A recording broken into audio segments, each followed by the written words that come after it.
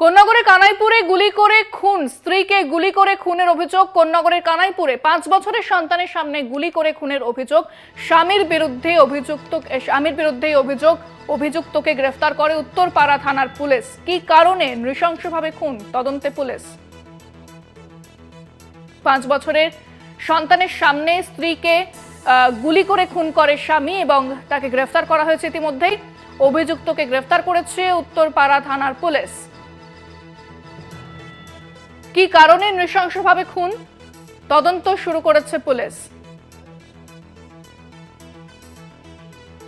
কোন্নগরে কানাইপুরে স্ত্রীকে গুলি করে খুন।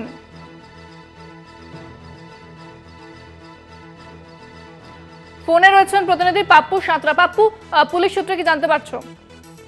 একেবারে দেখো, আমরা পুলিশ সূত্রে যেটা জানা যাচ্ছে, 5 বছরের যে শিশু পুত্র সন্তানের স্ত্রীর সামনে গুলি করার পরই তার বিরুদ্ধে কিন্তু একটা অভিযোগ হয় উত্তরপাড়া থানায়।